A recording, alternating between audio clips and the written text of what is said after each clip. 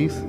Seré quien presentaré a los distintos ponentes en las jornadas de hoy y de mañana. Este es el tercer congreso que realizamos de salud, alimentación y salud consciente. Y, bueno, el ser el tercero ya viene un poco a determinar que va cogiendo poso, que va cogiendo cierto reconocimiento, no solo en Barcelona, sino en Cataluña, el resto de España. Este tercer congreso vamos a tener una serie de ponentes, yo creo que muy interesantes, muy instructores, personas que vienen de Granada, que vienen de Valencia, de aquí, de Cataluña, evidentemente, y con una formación, con una experiencia, con una clínica que me gustaría que, bueno, la transmitieran y de alguna manera todos saliéramos un tanto beneficiados de esta información y, por tanto, de esta formación.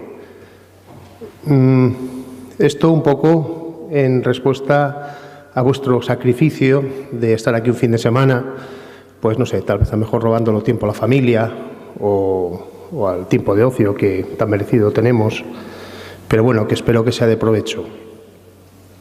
Os voy a explicar un poco la mecánica del Congreso.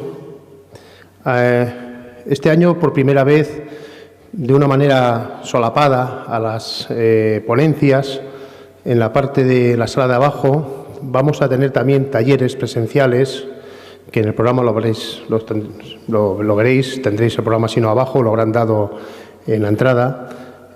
Talleres pues donde queremos de alguna manera acercar un poco más vuestra asistencia, vuestra participación de una manera directa, casi palpando. Talleres en los cuales pues bueno, pues va a haber desde remedios caseros, de plantas, de cocina, etcétera, de cosmética. Y bueno, son unos talleres que tienen un aforo limitado. Algunos coinciden con la misma hora de alguna ponencia, otros serán en hora de descanso, con lo cual pues de alguna manera pues podéis verlo. Y bueno, pues vosotros valoraréis el estar arriba o abajo, dependiendo de vuestro interés en el taller o en la ponencia. Lo que sí es cierto es que, bueno, el taller tiene, ya os digo, este foro limitado y una vez que quede cubierto, pues bueno, ya no se podrá entrar. Al mismo tiempo, hay una feria, unas pequeñas paradetas de algunos productores, distribuidores, industriales en nuestro ramo y que, bueno, pues de alguna manera pues alimentan, válgame la analogía, la información que de alguna manera queremos transmitir este tipo de congresos.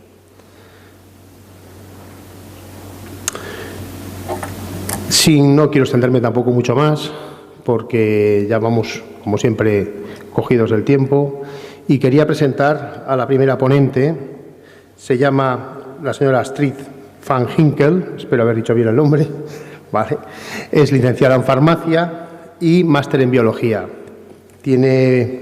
Pertenece a trabaja en una asesoría sobre el ramo de las plantas medicinales, principalmente, en Cervera, en Lleida, y nos va a hablar un poco sobre lo que es cómo la naturaleza puede ayudar a mejorar la salud. Y me hago la pregunta de quién mejor, sino que la naturaleza misma. Pues cuando quieras, Astrid.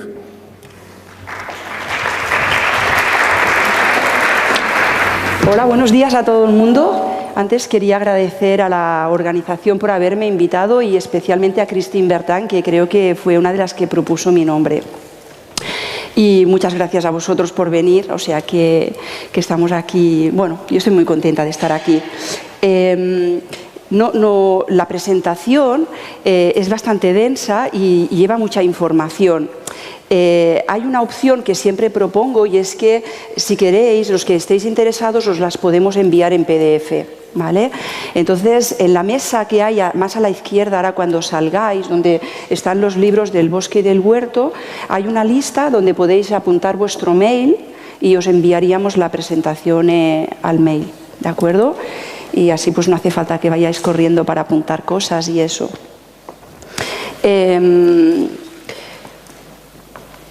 Bueno, cuando me dijeron, intenta presentar un poco cómo la naturaleza nos ayuda a mejorar la salud,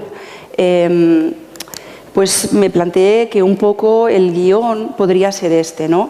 Intentaremos explicar cómo esta naturaleza pues, nos sana con las plantas. Intentaremos también entrar un poco a ver cómo podemos realmente ser ligeramente o lo máximo posible autosuficientes, cómo pues cultivándonos una parte de estas plantas y recolectando las otras. Veremos a ver qué plantas tienen propiedades y que sobre todo profundizaremos en las plantas alimenticias, medicinales y cosméticas, y veremos que hay toda una serie de ingredientes con los cuales podemos hacer estos preparados en casa y que podrían formar parte de nuestro botiquín de casa o de la empresa. Esta naturaleza forma parte de ella la vegetación, ¿no? Esta vegetación se organiza por comunidades, ¿no? Estas comunidades, es decir, que las plantas se agrupan, ¿no? En forma de bosques, de prados, de matorrales. Y estas comunidades vegetales conforman un paisaje. Estas comunidades vegetales en su interior tienen plantas útiles, ¿no? Y estas plantas útiles normalmente no es toda la planta la que es útil, sino normalmente es una parte, la hoja, las flores, etc. ¿Y por qué son útiles? Pues porque tienen una serie de principios activos. ¿Y estos principios activos de dónde salen? Pues los fabrican las propias plantas. Ellas tienen un metabolismo primario, como nosotros, de fabricar lípidos, glúcidos y proteínas, pero después, a partir de estas moléculas, fabrican otras que son las que les permiten relacionarse con el medio que las envuelve, con los organismos del suelo, los organismos que viven sobre la superficie del suelo y los que viven en el aire. ¿De qué manera? Pues de una forma positiva para atraerlos o de una forma negativa para hacerlos fuera, ¿no? para que marchen. Y esta naturaleza silvestre se organiza a nivel de altitud y a nivel de latitud, y es diferente a una altura que a otra, y es diferente, depende si estamos hablando del norte o del sur. ¿Y por qué? Pues porque hay unas condiciones climáticas que condicionan su crecimiento: temperatura, humedad, pluviometría, etc. Y esta naturaleza, esta vegetación, a nivel de mercado tiene un movimiento. Como podéis ver en esta diapositiva, hay unos lugares que producen y recolectan plantas que venden a otros lugares donde fabrican y comercializan. Y aquí hay un movimiento impresionante de plantas, muchas de ellas sobre recolectadas y con un cierto peligro de conservación. Más del 80% de la población depende de la medicina tradicional y de la fitoterapia. La fitoterapia es una de las medicinas tradicionales más frecuente en todas las medicinas tradicionales. Es decir, encontramos fitoterapia en la medicina tradicional china, India, en África, en todas partes. ¿Por qué? Pues porque en todas partes hay plantas.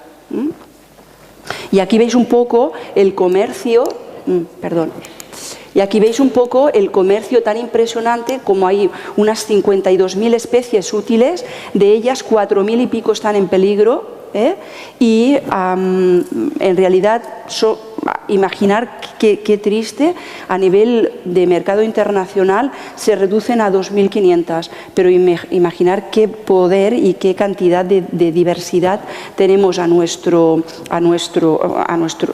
alcance para poder utilizar en plantas para alimentarnos o para curarnos. Y esta naturaleza, esta vegetación, estas especies vegetales tienen diferentes usos. Vamos a recalcar el alimenticio, medicamento, cosmético y aromático, pero estas plantas también se pueden utilizar pues, para el control de plagas, para teñir, como curtientes, para fabricar útiles de la casa y para construcción, etc.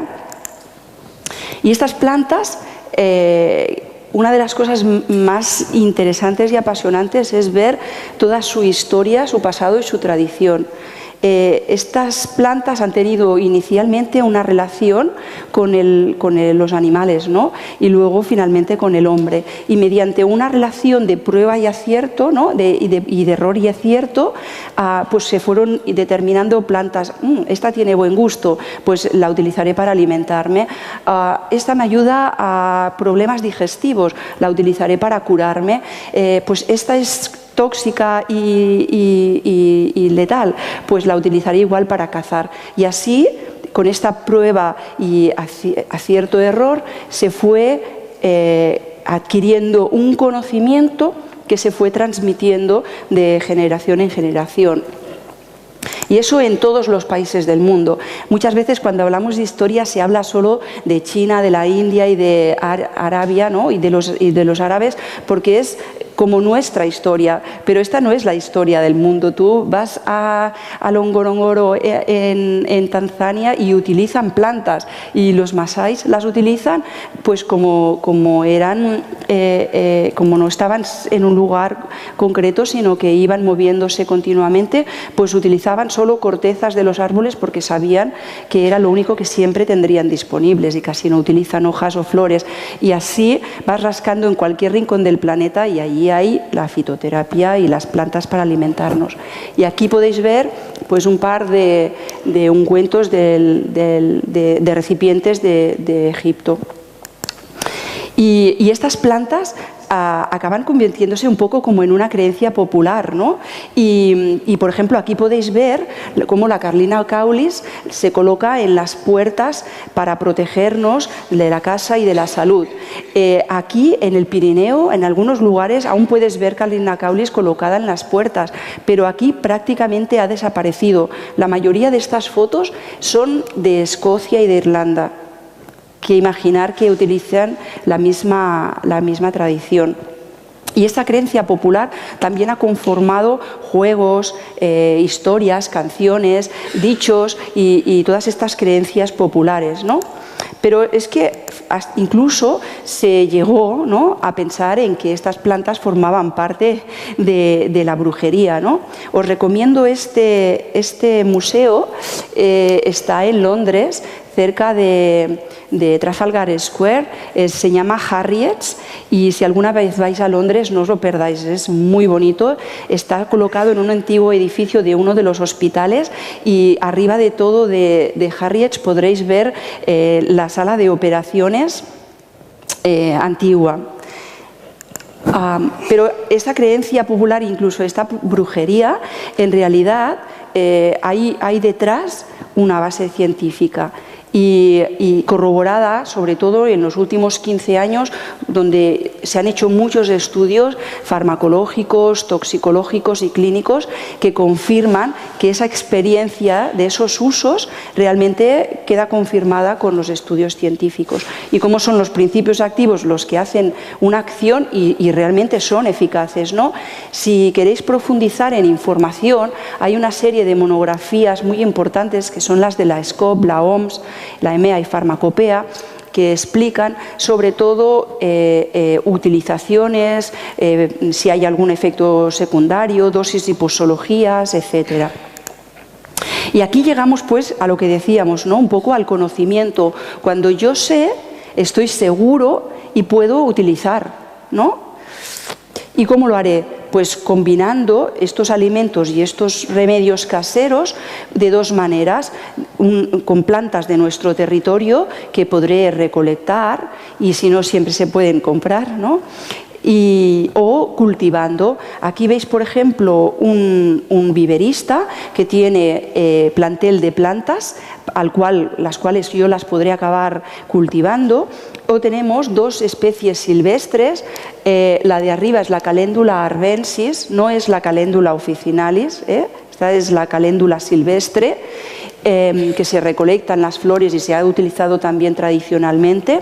Y esta es la onagra o Enocera bienes, que en algunos lugares, sobre todo de la Cerdaña, está lleno porque habían habido cultivos. La onagra es originaria del norte de América y se ha trasladado se ha habituado, se ha salido de los cultivos y se ha naturalizado y crece muy bien aquí.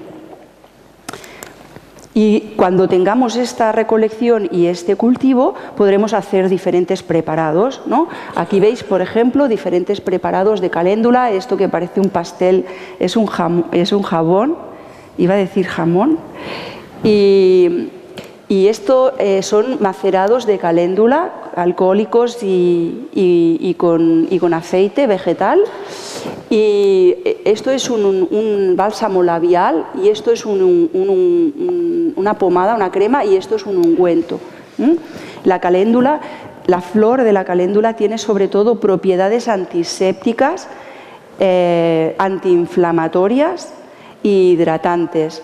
Y es una planta que se utiliza vía interna y vía externa. Los pétalos los podéis poner perfectamente en una ensalada o para decorar un arroz de verduras, y esas flores también nos podéis hacer una infusión antiinflamatoria, pero después vía tópica es un gran cicatrizante y es una planta muy interesante a nivel dermatológico. Y finalmente, pues después de estos preparados, haremos un uso adecuado, un uso racional, un uso correcto de esos preparados. Esto son jabones, esto también son jabones. Era una parada que había en un mercado o en una estación en Londres, y era precioso, ¿no? Muy, muy bonito. Pues bueno, aquí vemos, por ejemplo, lo que sería toda la cadena. Veríamos cómo hay posibilidades de cultivar. Estos son cultivos de árnica de Anna Sirvent en Taüll Organics. Podemos cultivar árnica montana o la podemos recolectar a una altura determinada, porque solo allí crece. Estas flores de árnica, cuando están a punto de abrirse, las recolectaremos. Las podemos ligeramente secar y prepararemos una tintura tradicional del Pirineo con alcohol y árnica. Cuando miras libros de etnobotánica, es muy difícil encontrar cómo se hacían los preparados y las proporciones. Normalmente no explican, o explican un puñado, pero no calculan en peso. Y eso da una complicación para después poder extrapolar. Mirando monografías, entonces se puede ajustar un poco los pesos, pero ya lo veremos luego, proporciones, y así pues vosotros también podréis preparar. Y esta maceración de unos determinados días la colaremos y acabaremos teniendo una tintura que acabaremos pudiendo utilizar para golpes y contusiones. ¿Pero dónde estamos? Pues estamos en un punto horroroso, y lo que necesitamos es volver a recuperar la rueda. Se considera que hoy en día se ha perdido más del 80% de la información de nuestras generaciones pasadas, y es importantísimo volver a recuperar esta información. Si hablas, cuando damos cursos, muchas veces tengo delante gente de 55 o 60 años que sus madres y sus padres ya no utilizaban casi las plantas, y que eran las abuelas. Y cuando les dices para qué las utilizabas, no se acuerdan. O cuando les preguntas ¿y cómo lo preparaban?, tampoco se acuerdan. O se acuerdan de 2 plantas, así un ungüento, y habían 2 plantas y la tercera no se acuerda, ¿no? Y si tenéis gente cerca vuestra que tenga esta información, intentarla recuperar y escribirla, que quede escrita. ¿Por qué? Porque precisamente el problema es que no se ha seguido esta rueda, ¿no? ¿Por qué? Porque empiezas con la tradición y esto te da el conocimiento, y aquí empiezas a saber identificar, ir por el campo y saber el nombre de las plantas, y ahora, no sé, bueno, luego lo veremos. Después de esta identificación y el nombre, ya sabes cuándo recolectar, cómo recolectar, qué planta, cómo cultivar, se pasaban semillas o esquejes. Después se hacían las preparaciones, se utilizaban y había en estas acciones una transmisión del conocimiento. El hecho de hacer y repetir, ¿qué es lo que nos acordamos cuando éramos pequeños? Lo que repetíamos al menos una vez al año. Yo al menos me acuerdo, lo que más me acuerdo es lo que mis fiestas de aniversario, las navidades, cuando hacíamos acciones cada año y de eso te acuerdas luego. Cuando eso dejas de hacerlo, dejas de saber y dejas de utilizar y es como un pez que se muerde la cola. Vamos a hacer una prueba. Aquí veis, esto es una idea que me dio el Duc y la encuentro buenísima. Él lo hacía con alimentos. ¿Podríais decirme cuál es este medicamento? Bueno, igual aquí sale al revés, pero ¿sabéis cuál es? Bueno, empezamos por el del medio, ¿sabes? La aspirina, vale. Y este de aquí, Reflex, muy bien. Y este, Prozac, muy bien, vale. ¿Podéis decirme cuál es esta planta? ¿Cómo? Hipérico, muy bien. ¿Y esta de aquí? Romero, muy bien. He puesto algunas de fáciles. ¿Y esta? Vale. ¿Nadie? Esta planta es la Spiraea ulmaria. ¿Vale? Es una planta que crece en lugares frescales y es muy frecuente. Sería como con propiedades similares al sauce. Tiene derivados de la salicilina, que sabéis que a partir de estos derivados se hizo el ácido acetilsalicílico, de manera que aquí tendríamos una aspirina natural, aquí tendríamos un Reflex natural con una tintura y aquí tendríamos un Prozac natural. Sabemos más medicamentos que plantas. Y entonces, ¿cómo podemos ser autosuficientes a nivel local? Pues a través de esta recolección y de este cultivo. Pues aquí veis cómo podemos recolectar o podemos tener un pequeño huerto o unas macetas, donde sea. Aquí vemos diferentes plantas. Esta es la malva.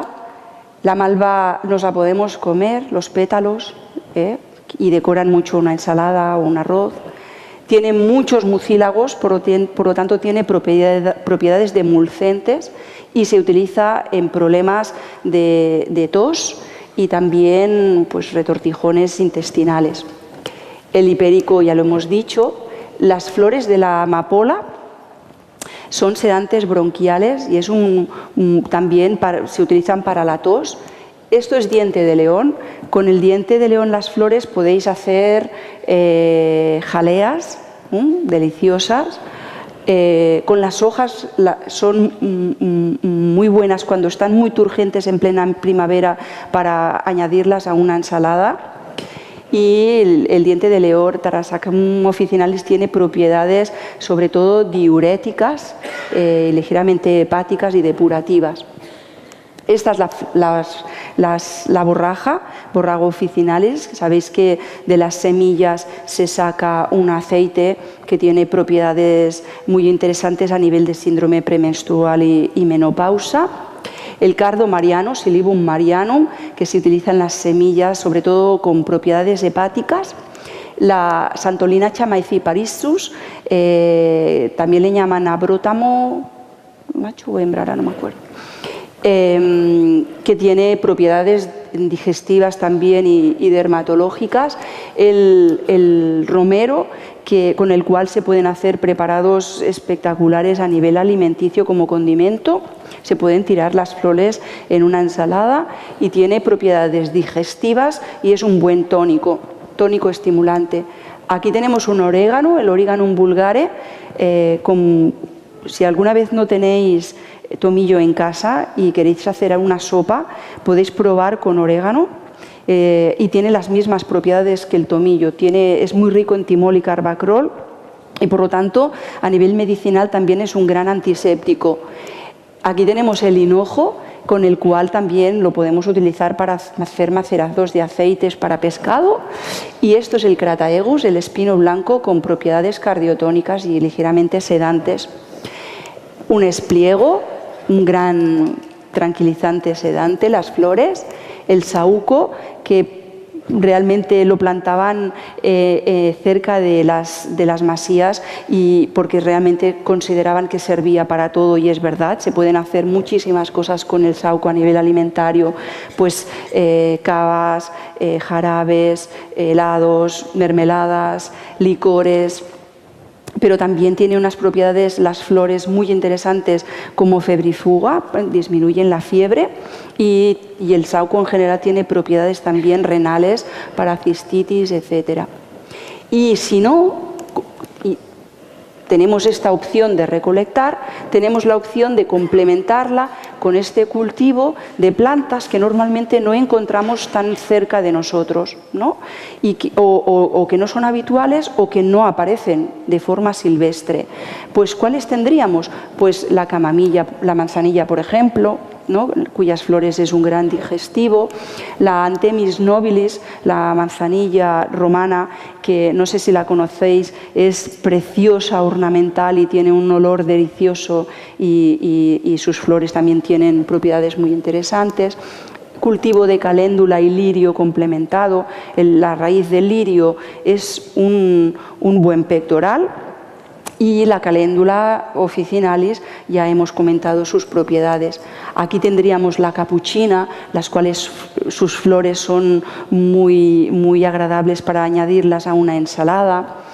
La María Luisa, la Lipia citriodora, que tiene propiedades digestivas y se pueden hacer con ella un licor buenísimo. La mejorana, el Origanum marjorana, con propiedades alimenticias y aromáticas deliciosas, sobre todo para pastas y legumbres.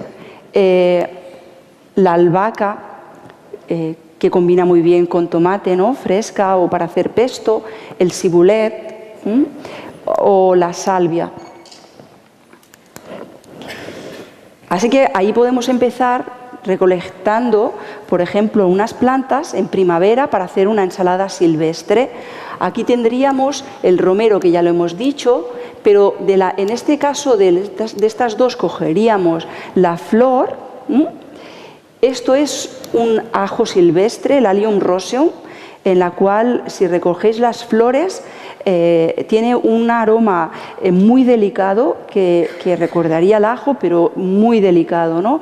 Es buenísimo también mezclado con un poco de aceite en una sartén, justo para calentarlo un poco, y añadido encima de una pasta con parmesano por encima. Buenísimo. Pues en esta ensalada añadiríamos las flores, y añadiríamos las hojas del diente de león. Añadiríamos, esto es la Silene vulgaris. No sé si alguien de vosotros ha oído hablar de las collejas. Pues cuando crecen son todas, pensar que todas estas plantas en primavera no levantan más de un palmo del suelo. La flor no ha aparecido aún, y ahí se tiene que dominar, o tenéis que ir acompañados de alguien que las conozcan. Pero es en ese momento cuando se recolectan estas hojas que formarán parte de la ensalada, ¿de acuerdo? En el momento en que ya suben, ¿no? Y van a hacer la flor, ese momento ya es demasiado tarde, porque entonces no están tiernas. Las collejas, buenísimas, añadidas en una ensalada o con un revuelto de huevos. Bueno, yo me acuerdo que en mi casa se peleaban por las collejas, y organizábamos calzutadas, y ya sabían los que venían en qué lugares crecían por el año anterior. Lo ideal es que os fijéis cuando han crecido, porque la forma de la flor es muy característica, y al año siguiente vayáis cuando están jóvenes. No las arranquéis, las cortáis. Y pues el hinojo, las hojas tiernas, la amapola, cuando también las hojas están tiernas, tienen un ligero vello que parecería que ha de picar. En el momento en que se añaden a la ensalada, mezclada con otras verduras, otras hierbas, no pierden esa sensación del pelo, y os digo que tienen un gusto delicadísimo, están muy buenas. Y esta de aquí es la que llaman la pimpinela, Sanguisorba minor, la cual también las hojas son muy características y se añaden también en una ensalada. Tendríamos, si no, la opción de este jardín, de este cultivo en un jardín, en el cual podríamos aprovechar cualquier rincón. Esto es Bruselas, que me hizo mucha gracia, ¿no? Puedes aprovechar cualquier rincón para plantar plantas o en cualquier jardín de casa, de la escuela o donde sea. Y si no, pues aquí tendríamos varias opciones con diferentes usos que podrían tener estas plantas, ya no solo a nivel medicinal, sino a nivel de jardinería y ornamental. Podríamos hacer, si no, un pequeño huerto, más grande o más pequeño, compartido quizás con otras personas. Y si no, siempre tenemos la opción de tener macetas cerca de casa, cerca de la cocina, sobre todo para las plantas con las cuales vamos a utilizarlas para la cocina, para que sean frescas y el máximo de aromáticas. Y ese material vegetal, es decir, la planta, ¿de dónde la sacaremos? Pues nos podemos hacer el plantel nosotros, cogiendo esquejes de las plantas silvestres o yendo a recolectar alguna semilla para plantarla en la primavera, o podemos comprarlo en algún viverista que sea especializado. Un ejemplo de las plantas es su uso en control de plagas. Podríamos estarnos un día entero o más hablando solo de este tema, ¿no? De qué plantas. La ortiga verde, la cola de caballo, el ajenjo, la manzanilla, hay numerosas plantas, la menta piperita, hay numerosas plantas que se utilizan para el control de plagas, o plantadas vivas cerca del huerto o del jardín, o mediante preparados. ¿Para qué? Pues para hongos, para insectos, para pulgones, para problemas bacterianos, cada una con su preparado y para su uso. Yo aquí os he puesto, por ejemplo, el ajo, porque el ajo es una de las plantas que tiene más usos a nivel de hongos, insectos, etcétera, y los podéis utilizar para frutales, hortícolas, ornamentales o medicinales.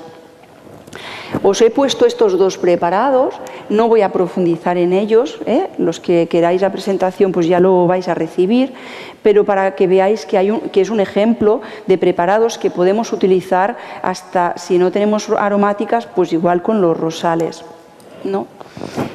Una vez tenemos un cultivo y la recolección, tenemos que hacer algo con estas plantas, ¿no? Y vamos a empezar ya a ver qué puedo hacer con ellas y qué preparados puedo hacer. Tenemos la opción de refrigerarlas. El problema es que pues la caducidad es corta. Podéis utilizarlas 1 o 2 días. Una opción de congelación mezclada con secado es una opción válida. Hay plantas como por ejemplo la albahaca, la menta, el perejil o el coriandro que pierden muchísimo sus propiedades si se secan. Lo ideal es recolectarlas, ponerlas en una bolsa zip con la etiqueta de lo que es y el año que la recolectamos y ponerla en el congelador. Cada vez que queráis preparar un plato podéis utilizar estas plantas. ¿Qué pasa? Que el único problema es que pierden textura y ya no se pueden utilizar para decorar un plato, pero sí van a mantener todas sus propiedades aromáticas para aromatizarlo. Hay la opción del secado, que puede ser pues en forma de bandejas, ¿no? O cajas o recipientes colgadas, O este es el caso del sauco.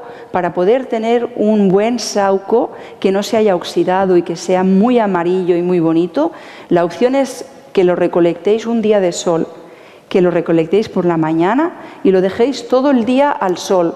Es de las únicas plantas que podéis hacer esto, ¿vale? De las otras no se recomienda ponerlas al sol.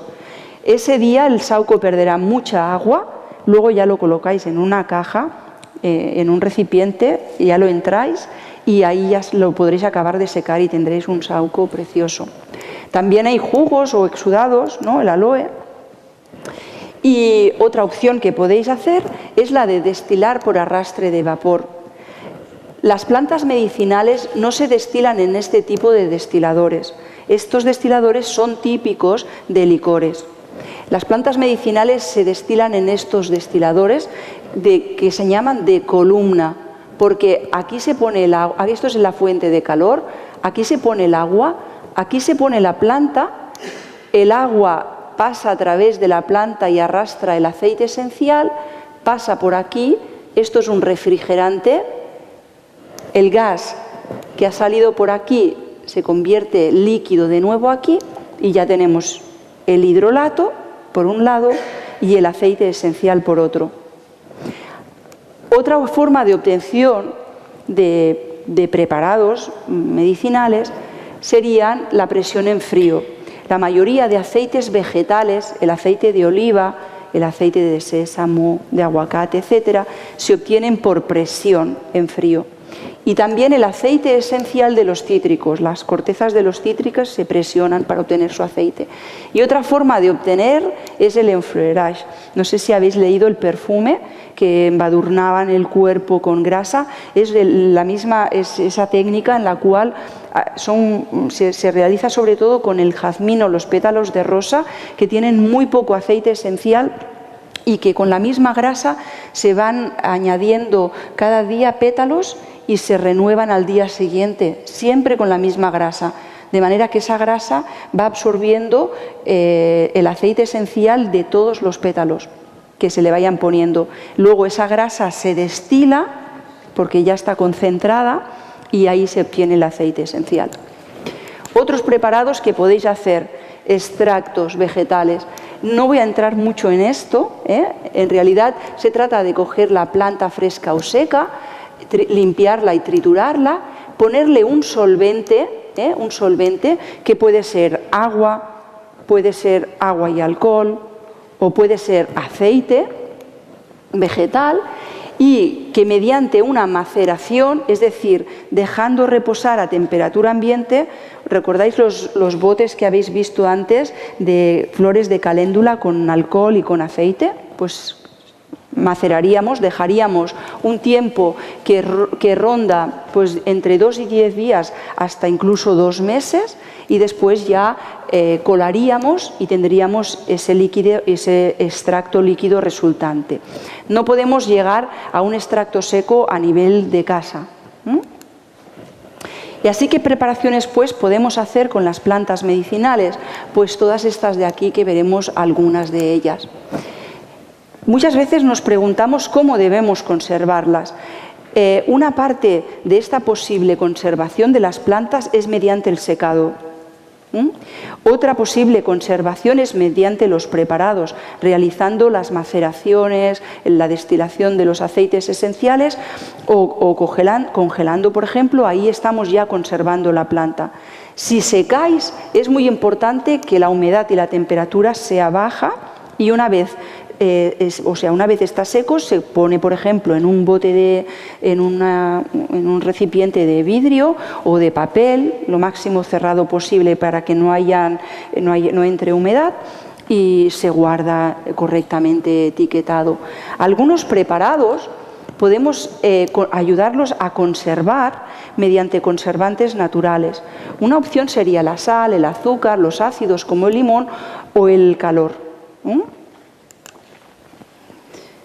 Vamos a ver algunas plantas para alimentarnos, y eso es un capsicum de los picantes. El aroma en los alimentos es es algo que nos acaba entrando por los sentidos, ¿no? Y que además la percepción del aroma son al final sensaciones o emociones que nos permiten recordar. Y la mayoría de los aromas tienen un vínculo perceptivo muy importante. Y además los aromas es algo muy subjetivo. Cuando hablamos sobre los aromas, a nivel de cada uno de vosotros, tendréis preferencias, y cuando preparéis utilicéis las plantas aromáticas para cocinar, siempre tenéis que tender a utilizar aquello que a vosotros os gusta. Lo ideal para las aromas es que sean frescas, esa es lo ideal para que conserve el aroma. Y muchas veces nos parece que la mayoría de las especies son exóticas, ¿no? Pues la vainilla, el macis, la canela, la nuez moscada, la pimienta o el clavo, pero en realidad a nivel mediterráneo tenemos una diversidad amplísima de aromas y de plantas medicinales. Esos aromas provienen de los aceites esenciales. Quería diferenciar un par de cosas, ¿no? Los aceites esenciales hemos visto que se obtienen a través de una destilación, y esa destilación es un proceso natural para obtener un aceite esencial totalmente natural de la planta. Muchas veces a nivel de comercio o de uso se utilizan esencias o fragancias. No es lo mismo. Las esencias normalmente es un principio activo de todo el aceite esencial que lo han separado o que lo han sintetizado químicamente. Es decir, ¿cómo os imagináis que se llega al aroma barbacoa? Pues juntando 2 o 3 principios activos individuales que juntos y en esas proporciones dan el aroma de barbacoa. O el aroma de rosas se puede conseguir también mediante la mezcla de 2 o 3 compuestos sintéticos. De manera que intentar diferenciar muy bien y saber muy bien si lo estáis comprando, qué es lo que estáis comprando. Lo ideal es que en la etiqueta os digan el nombre en latín de la planta, evidentemente ponga aceite esencial, que ponga la parte de la planta que se utiliza y también el quimiotipo, es decir, qué principios activos, si es tomillo, aceite esencial de tomillo, Thymus vulgaris y el quimiotipo timol pecimeno, por ejemplo, ¿vale? Tienen que poner, con esa información en la etiqueta estaréis seguros de que son aceites esenciales. Aquí tendríamos diferentes posibilidades de condimentos individuales, ¿no? Como hemos visto, o algunos condimentos que son mezclas conocidas, algunas exóticas como el curry, el chile o el gran masala, o otras más tradicionales y típicas nuestras como podrían ser las hierbas provenciales o finas hierbas, que en realidad es una marca. Estos condimentos se pueden clasificar según el uso. Si lo vamos a utilizar para pescado, os comentaba que lo más importante y lo principal es que ese condimento os guste.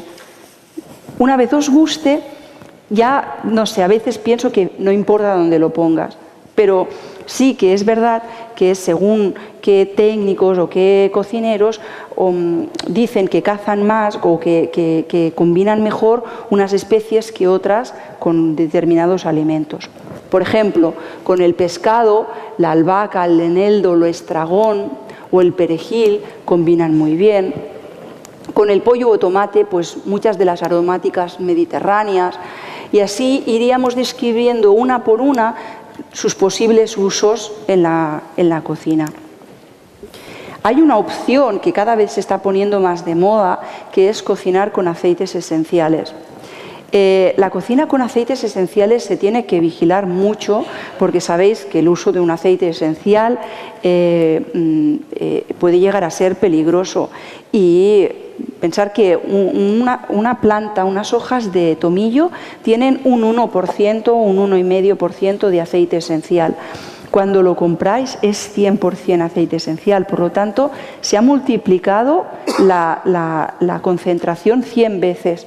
Y cuando en una monografía, una recomendación os pongan de 1 a 3 gotas, pues en vez de decir, uy, bueno, 3, le voy a echar 4 o 5 y no pasa nada. Pues no, intentar probar hacia el menos, y ir hacia 1 gota, y si tenéis suficiente con 1, pues mucho mejor. Esos aceites esenciales en la cocina normalmente lo que se hace es mezclarlos en aceite vegetal para diluirlos, y luego ese aceite vegetal es el que luego se utiliza para cocinar. Aunque algunos, como por ejemplo, podríamos clasificarlos entre los aceites esenciales para platos salados o para platos dulces. En el caso de los platos dulces, por ejemplo, pasteles con chocolate, ¿no? Aquí tendríamos una opción de chocolate y tarta. El aceite esencial de menta caza muy bien, pero entonces se tiene que vigilar mucho cuando se pone, ¿no? Donde se pone al hacer la tarta. Y claro, en el caso de cocción, como es un pastel, pues en el momento de cocer también se está evaporando una parte y entonces se tiene que probar, ¿vale? Pero es muy interesante este campo. Vamos a ver uno de los preparados más sencillos que podéis llegar a hacer en casa. ¿Alguien hace macerados de aceites esenciales aquí? ¿Podéis levantar la mano? Vale. Bueno, es sencillísimo, es sencillamente comprar las materias, 10 minutos, vale. Comprar las materias vegetales o recolectarlas del huerto, se ponen en un recipiente, normalmente entre un 10 y un 20%, se pone el aceite dentro, se deja macerar durante un mes y medio, se cuela y ya tenéis un aceite aromático. Este es un aceite ecológico de girasol de primera prensada y esto es mejorana, que a mí personalmente me encanta. Y os digo que este aceite es que te lo puedes comer para desayunar por la mañana en una tostada y eso está buenísimo. Aquí tendríamos opciones de 2 maceraciones posibles, que ya las veréis. Y luego lo más interesante es que una vez habéis hecho la maceración, con ese aceite podéis hacer una mayonesa y no quedan restos en la mayonesa, de manera que se pasa el aroma. Y, por ejemplo, una mayonesa de macerado de aceite con hojas de hinojo para el pescado es muy buena. El mismo proceso para hacer vinagre, pero en vez de poner aceite pondréis vino y unas gotitas de vinagre. Y aquí tendréis también la posibilidad de hacer un vinagre en casa. Y lo mismo para hacer licores. Podéis hacer licores estomacales, licores de frutas, ratafías o vinos, sencillamente con un macerado de las plantas con estos diferentes alcoholes, anís, cazalla o vino. Para un estomacal de tomillo, pues sería la maceración de tomillo con anís.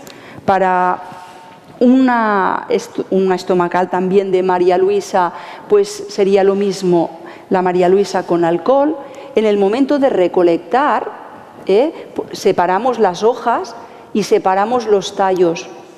Y estos tallos luego podemos hacer el plantel para el año siguiente, ¿de acuerdo? Y en el mismo momento estás redondeando un poco todo el círculo. Aquí tendríais 2 ejemplos de 2 estomacales, de 2 licores estomacales, y aquí tendríais un licor de frutas delicioso, ¿no? del Prunus spinosa, en el cual se le añade un poco de canela, un poco de azúcar y unos granos de café, y tenéis un pacharán buenísimo. Un licor de frutas, aquí hay el escaramujo, arándanos y enebro, Juniperus communis. Se realiza un macerado con alcohol y aquí tenemos un muy buen digestivo, aperitivo y antiséptico. También podéis hacerlo si hacéis a membrillo, la piel del membrillo la separáis y con esa piel del membrillo tenéis 2 opciones, o podéis hacer una jalea o podéis hacer un licor de frutas con la piel del membrillo.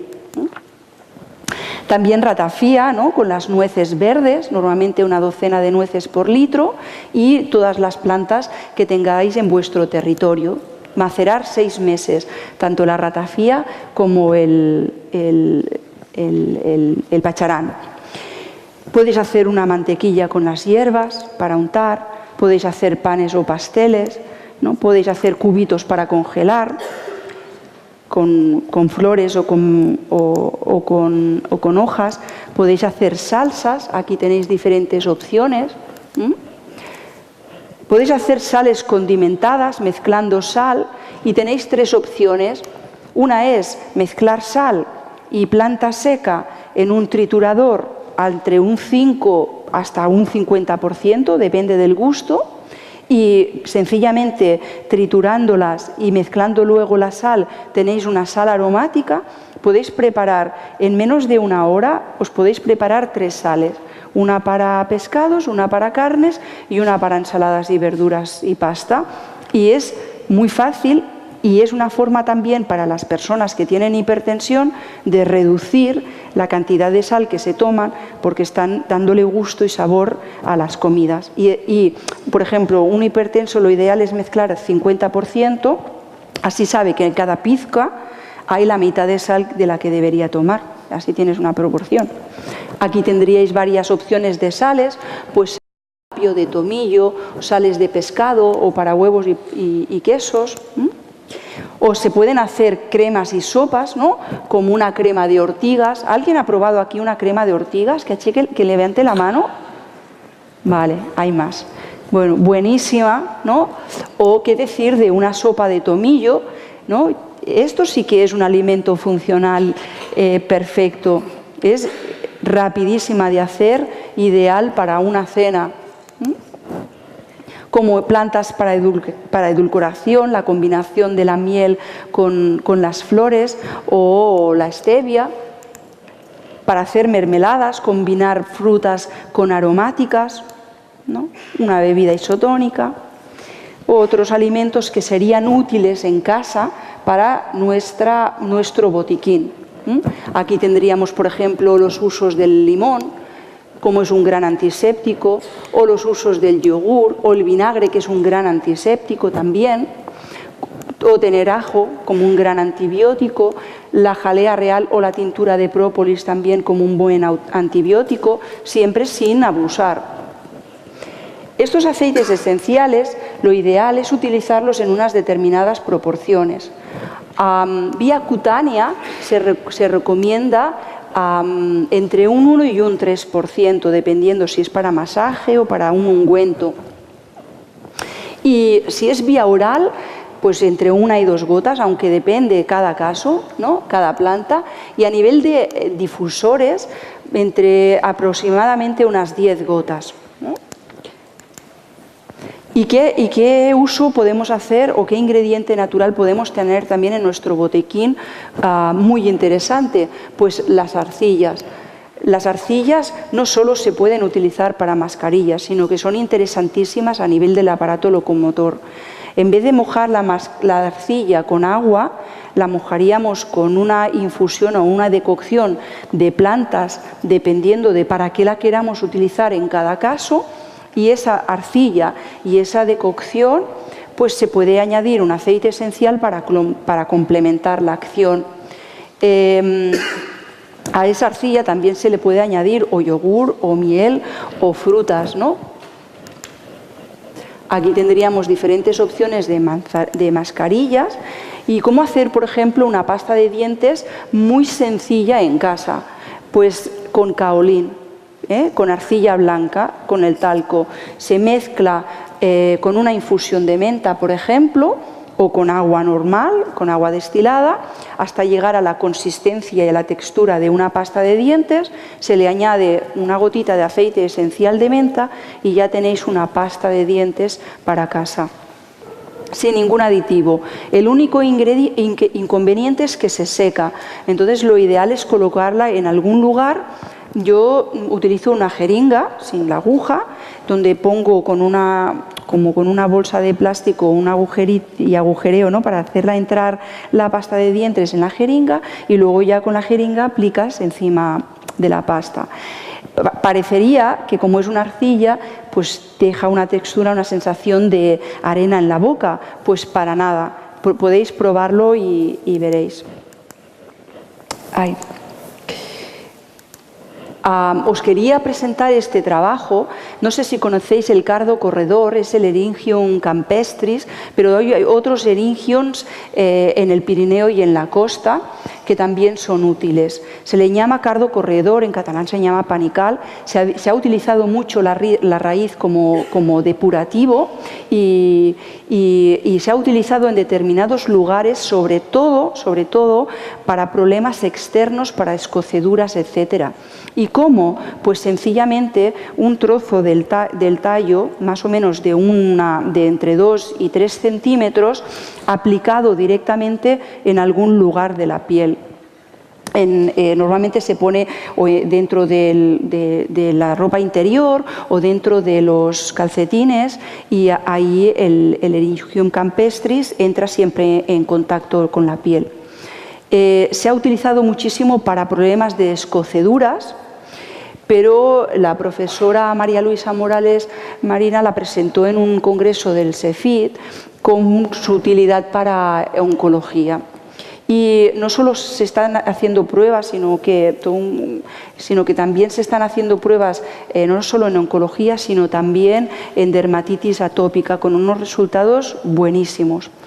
Es decir, recolectando el Eryngium campestris o si está seco, pues acabándolo de secar y guardándolo, o colocando la tallo en el congelador y aplicado directamente en la piel, es capaz de reducir la dermatitis atópica y de reducir cualquier problema de llagas, irritaciones de la piel debidas a tratamientos de quimioterapia. Con lo cual se han podido superar dosis en gente que no podía soportar esas dosis por culpa de que su piel reaccionaba muy negativamente, y con muy buenos resultados. El Eryngium campestris, este es el que suele crecer en montaña baja. En estos momentos es el momento de recolectarlo, porque ahora está seco, está totalmente marrón, y en el momento en que empiece a llover y a hacer viento, pues ya volará. Para el dolor, un ejemplo para en casa, para hacer un preparado para el dolor, pues tendríamos el romero, con el cual haríamos una tintura. Pondríamos alcohol al 70%, porque como lo vamos a aplicar en la piel, así el alcohol no deseca tanto. Y luego pondremos romero a un 10%, más o menos entre un 10 o un 20%, y si queremos mejorar aún esta solución, le añadiríamos aceites esenciales. Se deja un mes o un mes y medio, se cola y ya tenemos una tintura perfecta para casos de dolor, ciática, tortícolis, inflamaciones de las articulaciones, etc. Para quemaduras solares, pues la caléndula, el hipérico o directamente el aloe. El aceite de caléndula, ¿cómo lo haríamos? Pues maceraríamos en aceite vegetal.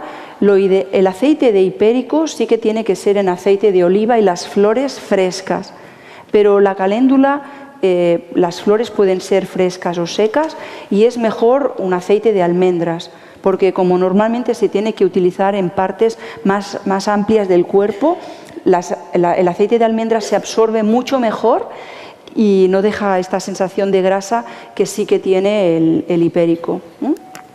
Para reducir inflamaciones y sobre todo picadas de insectos y de mosquitos, ideal el aloe o el aceite de hipérico o el aceite de caléndula.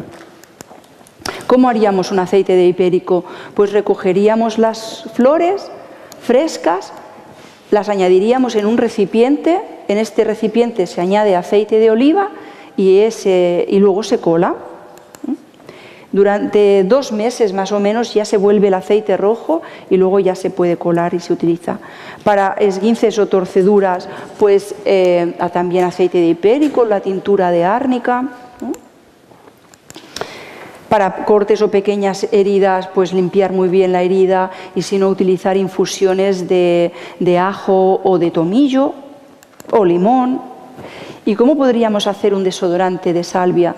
Pues podríamos hacerlo macerando hojas de salvia en alcohol de 70 durante más o menos 45 días. Una vez se han pasado esos días, se cuela el líquido, que se mezcla ligeramente con una proporción de un 10 o un 20% de agua destilada y se añade aceite esencial de salvia. Y ahí tenemos un desodorante natural con salvia. ¿Y por qué la salvia? Porque la salvia es un gran antisudoral. Podríamos hacernos también un desodorante con bicarbonato o con arcillas, porque también es un buen absorbente.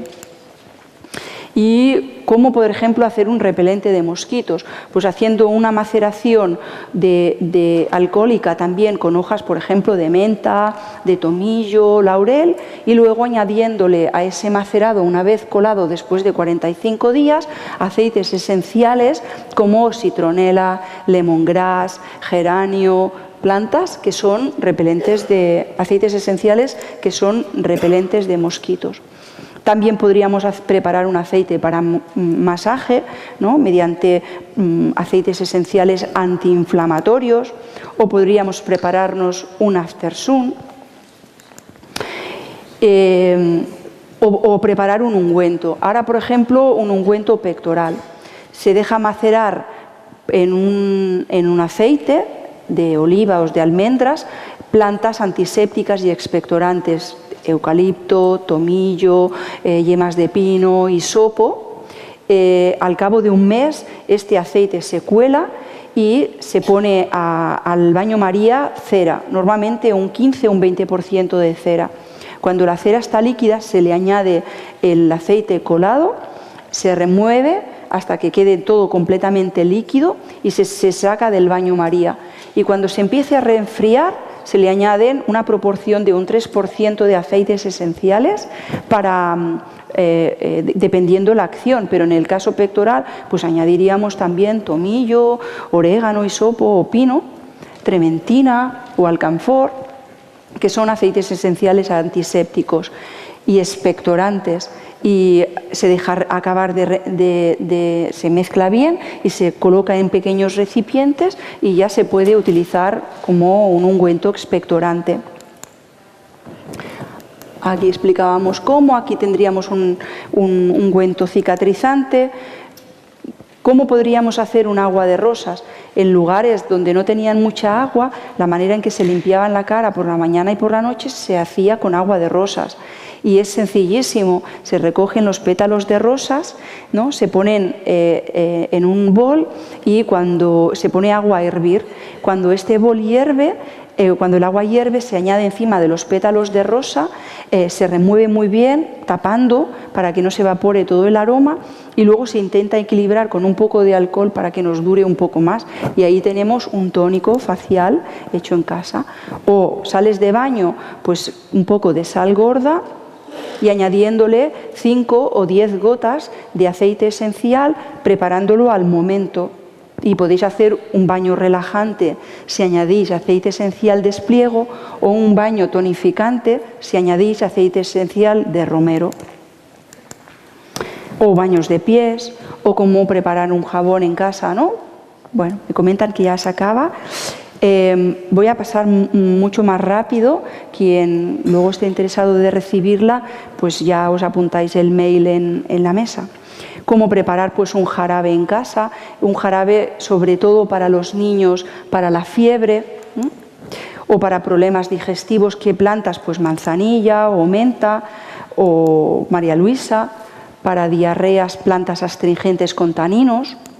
O para el estreñimiento, sobre todo fibra y llegar al máximo, lo mínimo posible a plantas realmente con derivados hidroxiantracénicos, o plantas tranquilizantes, pues la pasiflora o el espliego, o relajantes la flor de tila, o para los resfriados hemos comentado ya un poco, para mareos y vómitos interesantísimo el jengibre, de viaje y mareos también de embarazo, para cefaleas y migrañas, pues por ejemplo el Tanacetum parthenium, o masajear con menta, con aceite esencial de menta, bueno, pues otras plantas.